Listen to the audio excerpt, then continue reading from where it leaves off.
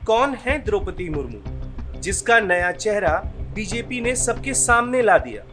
द्रौपदी मुर्मू को राष्ट्रपति पद का उम्मीदवार बनाने के पीछे आखिर क्या है बीजेपी की रणनीति। द्रौपदी मुर्मू, जिन्हें कल तक इस बात का अंदाजा भी नहीं था कि रातों रात उनका दिन पलटने वाला है और उनका नाम राष्ट्रपति पद के लिए उम्मीदवारी के लिए चुना गया है। अचानक से फोन की घंटी बजती है और द्रौपदी मुर्मू को एक ऐसी खबर मिलती है जिससे उनके पांव के नीचे से जमीन ही खिसक जाती है। आखिर क्या था ऐसा जिसे सुनकर द्रौपदी मुर्मू के होश उड़ गए? आइए बताते हैं। दरअसल दिल्ली में राष्ट्रपति पद की उम्मीदवारी के लिए बीजेपी की एक बैठक बुलाई गई, जिसमें बीजेपी के राष्ट्रीय अध्यक्ष जेपी नड्डा ने राष्ट्रपति पद के लिए द्रौपदी मुर्मू को उम्मीदवार घोषित कर दिया, जिसकी कानो कान किसी को भनक तक नहीं लगी, यहां तक कि खुद द्रौपदी मुर्मू को भी नहीं। है ना चौंकाने वाली बात, लेकिन सच यही है। इस बात का खुलासा खुद द्रौपदी मुर्मू ने ही किया है। उन्होंने कहा कि इतने बड़े पद के लिए उम्मीदवार चुने जाने से पहले मुझे इस बात की जानकारी भी नहीं थी।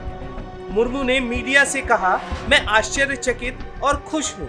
मयूरगंज जिले से आने वाली एक आदिवासी महिला के रूप में मैंने कभी नहीं सोचा था कि मुझे इस पद का उम्मीदवार बनाया जाएगा। उन्होंने कहा कि राजग सरकार ने आदिवासी महिला का चयन कर भाजपा के नारे सबका साथ सबका विश्वास को सिद्ध कर दिया।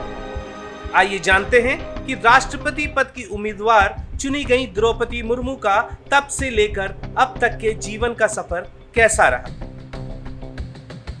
द्रौपदी मुर्मू की मूल रूप से 3 महत्वपूर्ण पहचान जुड़ी हुई हैं: महिला, आदिवासी और गरीब, जो उनकी कहानी को और रोचक व प्रेरणादायी बना देती है। द्रौपदी मुर्मू एक भारतीय महिला राजनेत्री है। अब बात अगर उनकी कर ही रहे हैं तो आपको बताते हैं उनके पारिवारिक जीवन के बारे में। द्रौपदी मुर्मू का जन्म 20 जून 1958 को ओडिशा के मयूरगंज जिले के बेदपोसी गांव में हुआ था। उनके पिता का नाम बिरांची नारायण टुडू है। ये आदिवासी जातीय समूह संथाल से संबंध रखती हैं। उनका बचपन बहुत ही गरीबी और अभावों में बीता। ऐसी स्थिति में भी उन्होंने कठिनाइयों को झेलते हुए बीए तक शिक्षा हासिल की।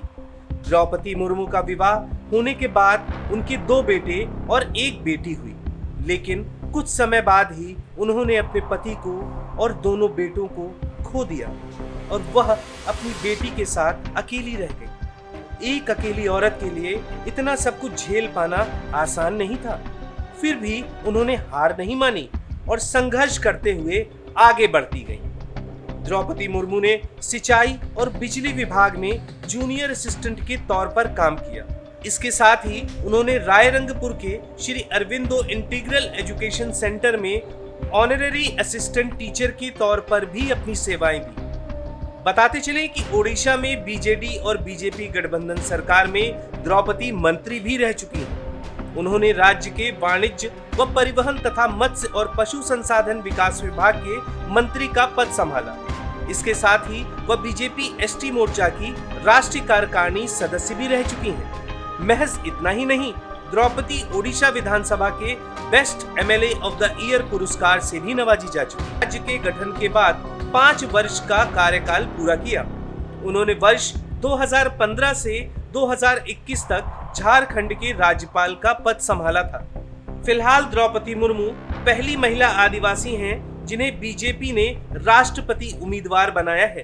ऐसे में अगर द्रौपदी मुर्मू राष्ट्रपति पद का चुनाव जीतती हैं तो वह देश की पहली आदिवासी महिला राष्ट्रपति होंगी। बताते चले कि द्रौपदी मुर्मू ने आज संसद भवन में राज्यसभा के सेक्रेटरी जनरल के दफ्तर में अपना नामांकन दाखिल कर लिया है।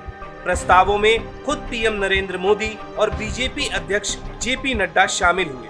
वहीं नामांकन के दौरान जेडीयू के राष्ट्रीय अध्यक्ष लल्लन सिंह, जगन रेड्डी की वाईएसआर कांग्रेस के साथ ही बीजेपी के वरिष्ठ नेता और बीजेपी शासित सभी राज्यों के मुख्यमंत्री मौजूद रहे। ब्यूरो रिपोर्ट, उदय भारत टाइम्स।